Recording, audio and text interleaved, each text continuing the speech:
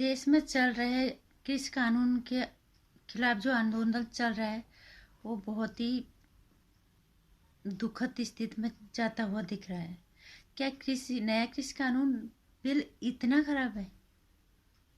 इसी के बारे में थोड़ा सा मैं अपने हिसाब से बात करने की कोशिश करूंगी कि एक आम आदमी भी इसे समझने की कोशिश करे अपने हिसाब से, बिना सोचे समझे हम आक्रोशित ना हो ताकि हालत खराब हो या और ज़्यादा अराजकता फैले।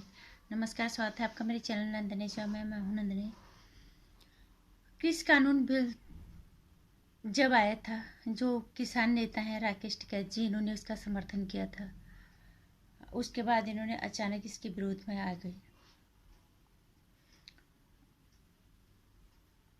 विरोध में आए ठीक है, लेकिन अब जितने लोग इनके साथ आए, इसके पीछे क्या वाकई में गंदी राजनीति है? क्या ये सच में इतना खराब है कि इसने देश के हालात बद से बदतर कर दिया और खासकर देश की राजधानी दिल्ली को बंधक बना के रखा हुआ है? इसको थोड़ा सा अपने हिसाब से बात करेंगे। अगर सबको लगता है, माना एक बार के लिए मान लेते हैं कि ये कृषि कानून बिल इतना खराब है, किसानों की ही बात मान लेते हैं, ठीक है खराब है। जिस तरह के लोग भ्रम फैला रहे हैं कि तुम्हारी जमीन चले जाएगी और हमारा देश भी बिक जाएगा इस कानून बिल के हिसाब से।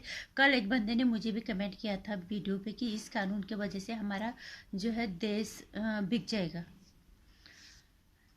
जो अभी किसानों के जो नेता हैं राकेश टिकैत जी, इनके पिताजी स्वर्गीय महेंद्र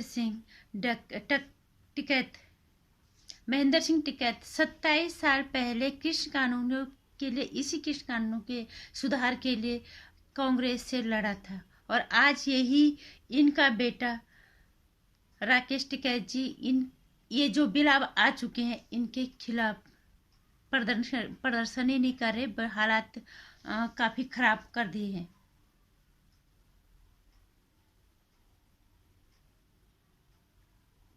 क्या ये मान लिया जाए कि सबसे बड़ा पैसा होता है कि तुम्हें पैसा मिल गया या तुम कुछ भी उसके लिए फिर कर दोगे, अपना जमीर अपनी आत्मा सब कुछ बेच दोगे उसके लिए, फिर चाहे देश दांव पे लगे, गांव देश पे लगे, दांव पे लगे, कुछ भी दांव पे लगे।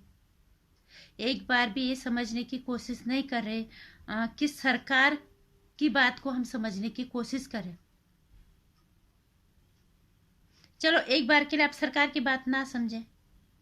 हमने एक वीडियो वायरल होते हुए देखा था एनडीटीवी के जो खबीस कुमार जी हैं, रबीश कुमार पत्रकार, उनका वीडियो वायरल हुआ था। उन्होंने उसमें साफ ये कहा था कि इन किसानों को दलाली से बचाने की सख्त जरूरत है, बिना किसी राजनीतिक वोट बैंक के। और इसके पीछे बहुत बड़े दलाल हैं, बहुत बड़े खेतीहर लोग जो है इनके पीछे हैं। इसलिए इस दलाली से इन किसानों को बचाना बहुत जरूरी है। ये इनका वीडियो वायरल हो रहा था सोशल नेटवर्किंग साइट पे रबीश कुमार जी का, और ये अब इसके खिलाफ है, अब ये किसानों के समर्थन में है। दूसरा चीज, दिल्ली के जो मालिक हैं सर जी, फिर से इनका वीडियो खूब वायरल हो रहा है सारी जगह, सबको पता है कि, और ये वही, अगर हम कहते हैं कि ये बिल खराब है, ये बिल किसानों के विरोध में, हम मान लेते हैं एक बार के, लेकिन इस वीडियो को अपलोड किया है बीजेपी के जाने माने पत्रकार संबित पात्रा जी ने, ट्विटर पे उन्हें अपलोड किया है। और दिल्ली के जो मुख्यमंत्री हैं माननीय केजरीवाल जी, उन्होंने इस पे ये साफ साफ जो है किस कानून के फायदे बता रहे हैं। और ये वही कानून अगर जो लागू हुए हैं, अगर ये वही कानून है तो ये कहां से किसान विरोधी हो गए? तब तो हम यही समझेंगे कि ये सिर्फ देश को अराजकता के रास्ते पे ले जाने का सिर्फ एक जरिया है, और देश को बांटने का सिर्फ एक जरिया है।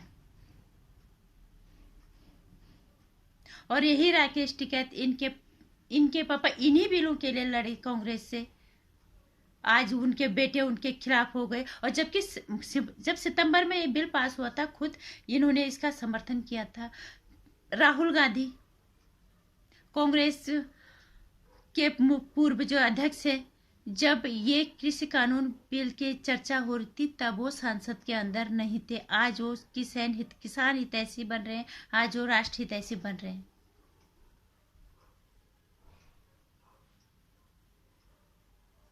ये बिल कहाँ से हो गया फिर? अगर ये बिल, अगर यही बातें सही है, ये बातें जिस तरह से दिल्ली के मुख्यमंत्री समझा रहे हैं कि ये कृषि कानून बिल फायदेमंद है, जिस तरह से फायदे, तीनों बिलों के फायदे जिस तरह से गिना रहे हैं, अगर ये बिल वही है तो फिर क्यों अराजकता के रास्ते पे देश को ले जाया जा रहा है?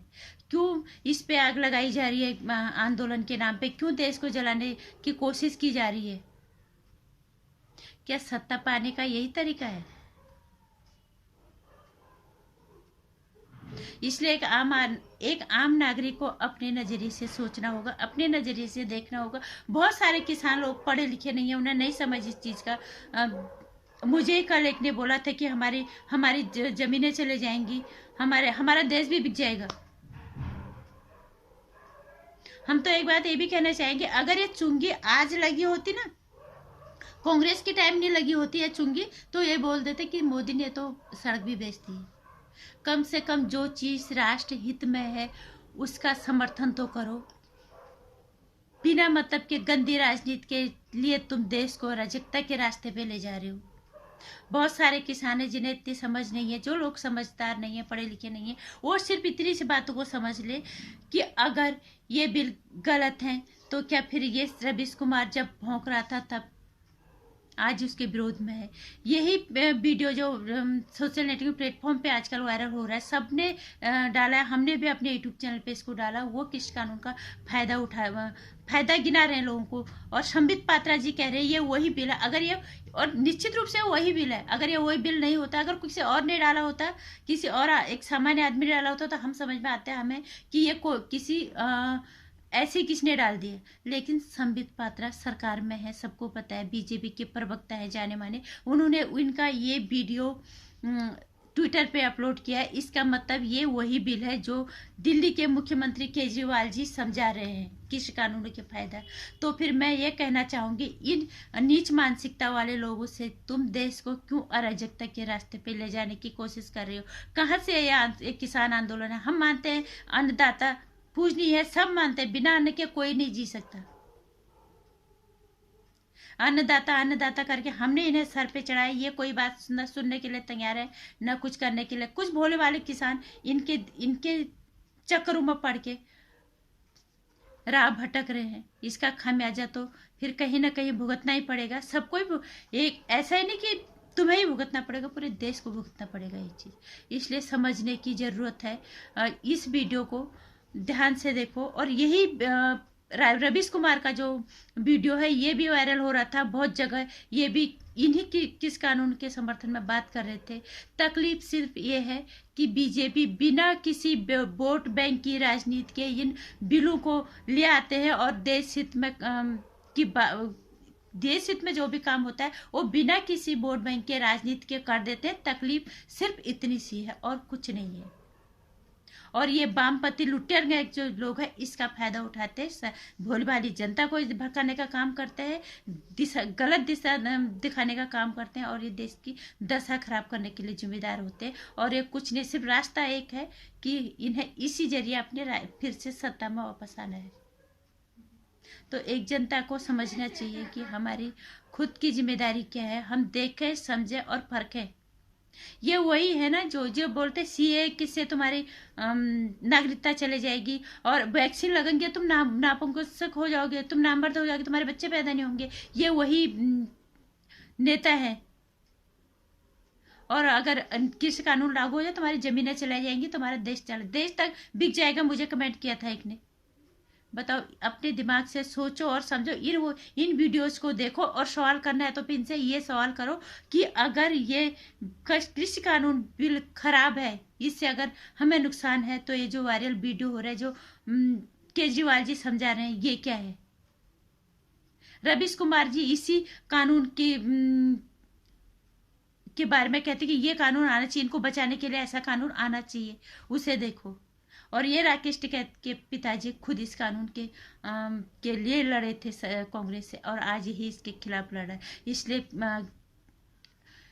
कृपा करके जितने भी लोग हैं सोच समझ के, हम अन्नदाता का विरोध नहीं करेंगे, हम अन्नदाता सर्वोपरि है, लेकिन सोच समझ के कदम बढ़ाओ। अपने दिमाग से सोचो कि कोई लोग हमें इस्तेमाल तो नहीं कर रहे, गलत तरीके से हमारे देश को अराजकता के रास्ते पे तो नहीं लेके जा रहा।